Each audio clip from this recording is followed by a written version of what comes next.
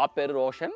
ఛత్తీస్గఢ్ ప్రాంతంలో ఈ కొండ మీద దాదాపుగా భూమి మీద నుండి 4.5 కిలోమీటర్ పైన ఉన్నారు వీళ్ళు.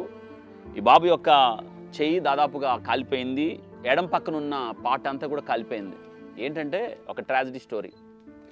ఈ కొండ ప్రాంతాల్లో ఉండే ఈ ట్రైబ్స్ అందరూ కూడా స్త్రీలు పురుషులు తాగడం, ఇప్పసారా అంటారు కదా, సారాయి కాసుకోవడం, తాగడం అనేది వీరికి అలవాటు.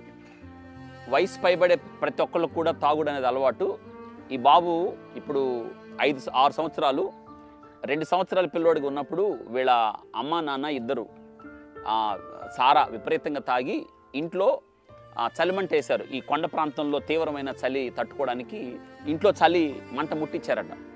ముట్టించి ఈ పిల్లోడికి అప్పుడు ఈ రోషన్కి 2 సంవత్సరాలు. వాళ్ళు తాగి మత్తులో ఉన్నారు. ఈ పిల్లోడు కింద పడుకోవడం కదా, అటు ఇటు కదిలి మంటలో చిక్కుపోయాడు. ఎడంవైపు భాగంతో కాలిపోయింది.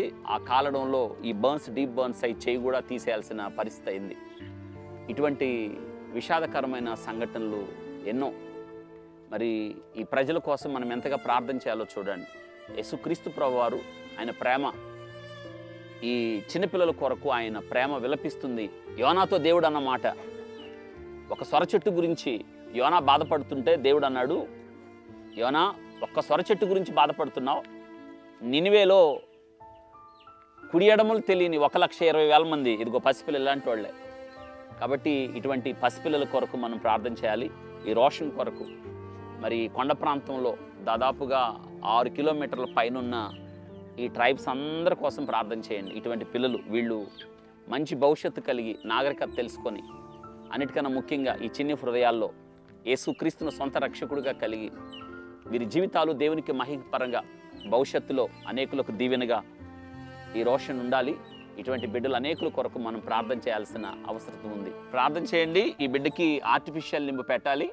మరి అవసరమైతే ఈ సైడ్ కూడా దాదాపుగా మరి ఈ కన్రెప్పలకి ప్లాస్టిక్ సర్జరీ కూడా చేయాల్సిన అవసరం ఉంది. ప్రార్థన చేద్దాం. దేవుడు ఏదో ద్వారం తెరవాలి. మరి ఈ బిడ్డకి ఆర్టిఫిషియల్ లింబ్ ఇప్పుడంతా AI టెక్నాలజీ ద్వారా వచ్చింది కదా, మరి ఎలాగైనా సరే ఈ బిడ్డకి దేవుడు ఒక మంచి భవిష్యత్తు ఇవ్వాలని ప్రార్థన చేద్దాం. Thank you very much. God bless you.